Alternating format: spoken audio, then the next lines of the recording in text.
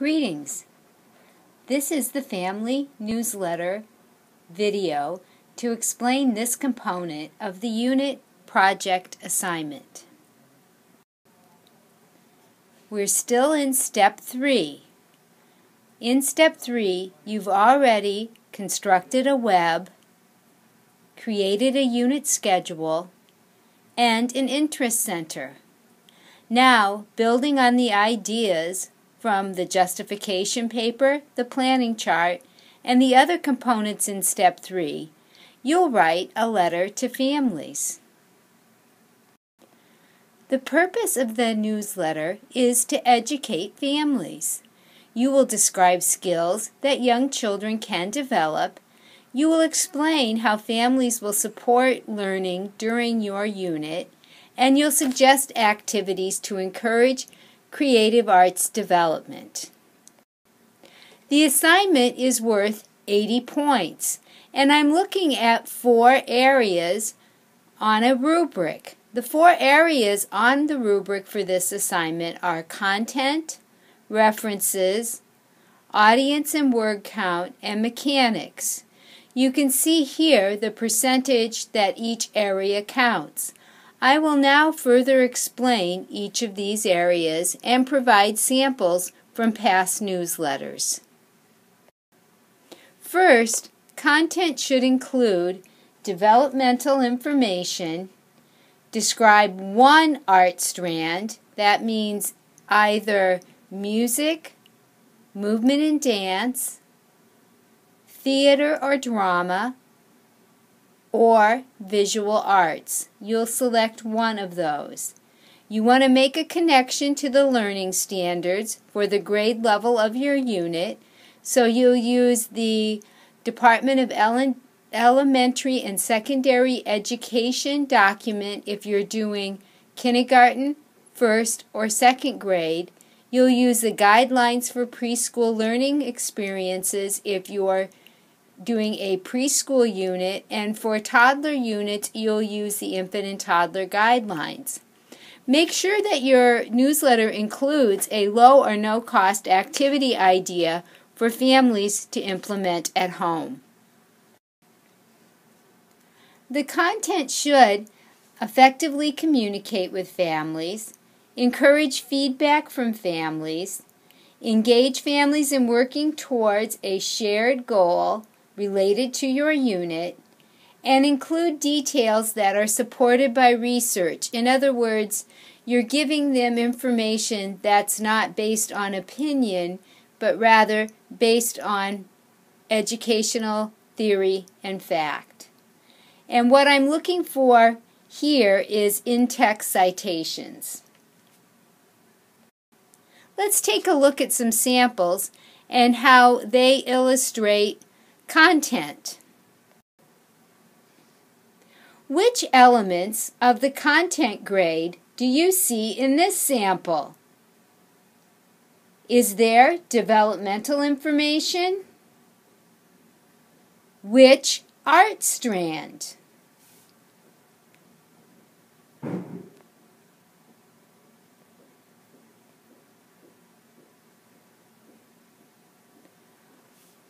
Is there a connection to the learning standards?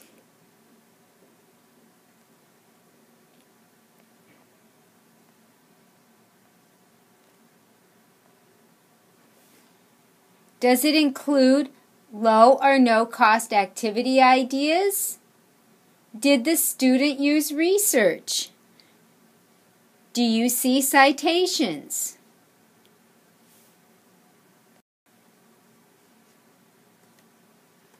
Here's another example. Again, look for those key elements as you read through this. Is there developmental information? Which art strand is the student stressing? Is there a connection to learning standards? Does it include low or no cost ideas? Did the student use research? Do you see citations? One thing that I really like about this particular sample is how the student included a heading. It not only makes it easy for me to grade the assignment, but it also is helpful for families as they read through this particular newsletter. The last two samples did not include no or low-cost activity ideas. Here are examples of how students have covered this component in a newsletter. The sample on the left is bulleted, very easy to read and scan, extremely user-friendly. The example on the right is more text-dense, but contains wonderful information. In particular, I was impressed with the questions that they included for families to ask children, thus promoting oral language skills at home.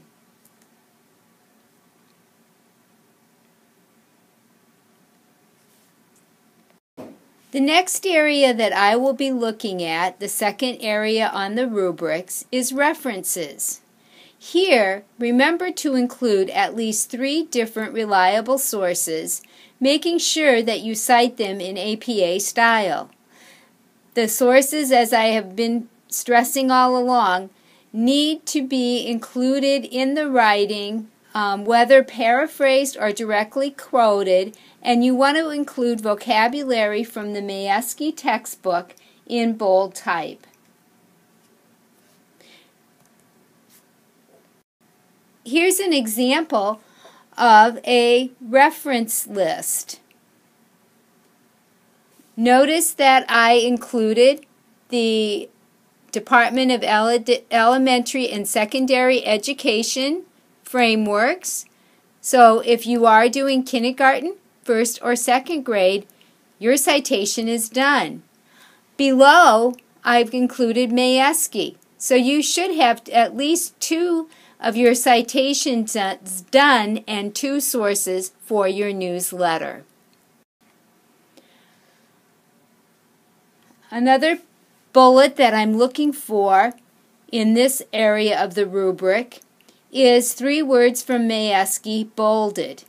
This is an example of a newsletter that focused on movement and dance, and you can clearly see the words from Mayeski in this writing sample. The third area on the rubric that I will be looking at is audience and word count. Make sure your newsletter is 500 words or less, as close to 500 as possible. A common error is that students write the newsletter for their peers or for other teaching colleagues. Remember, the audience is families, not colleagues. Also, use simple terms. Information for the general public should be at the 7th to 9th grade reading level. And for families that may not speak English at home, a graphic is essential. As well as graphics grab attention and make the reading more interesting. To check the word count, if you are using a Word document, you will see the words that you've typed at the status bar on the bottom of the workspace, over in the left-hand corner.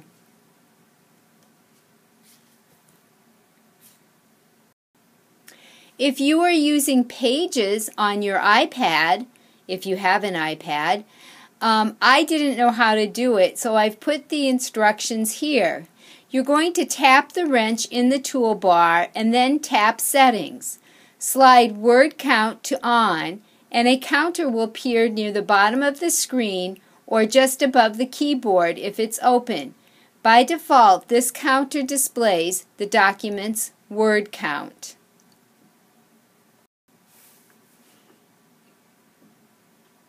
Is this sample of a newsletter written for families, or is it written for colleagues? I think it's clear that it's written for families. The tone of the newsletter is so inviting. I would feel very welcome in this teacher's classroom. She's also explaining her unit that she will start next week, and she talks about some of the activities that the children will be doing. Realize that this is just the introductory 2 paragraphs. You can see the entire newsletter if you look on Moodle under Unit Plan Resources, and then look for the folder of samples, and you will see 3 newsletter samples there. A graphic is key, again, especially for families that may not speak English at home. This particular graphic is helpful for those families because it shows the low or no cost activity that the family might do at home to encourage some creativity.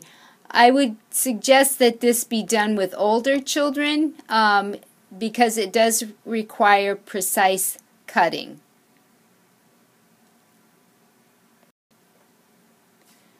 The last area on the rubric that I will be grading is mechanics, and mechanics includes correct spelling and grammar and paragraphs written in complete sentences. Here's an example from a newsletter. It says, movements with music are beneficial to children's motor development. The Itsy Bitsy Spider and Finger family are required fine motor skills which involve small muscles. I invite you to pause the video now and finish reading this selection.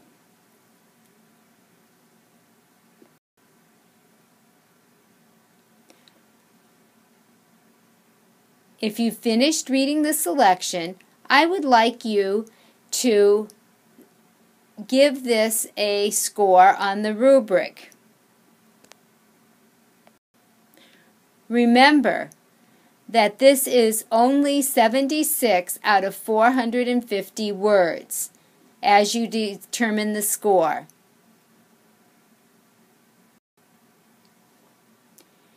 Here are my comments to the student, and I rated this paper as unacceptable because this was only 1 paragraph in the document and the same errors continued throughout the document. I will let you know that the student did successfully rewrite and resubmit, and it didn't impact her final grade in the course. But that doesn't mean that you shouldn't do it to your best ability for the first time. So, you might be thinking, what in the world will I write a newsletter about? The most common question is students think they have to write about the entire unit. Well, that would be pretty impossible to do in 500 words, so I might suggest focusing on one thing. For example, how can children use music to express ideas?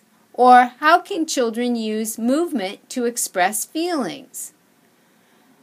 What is appropriate vocabulary to discuss creative experiences?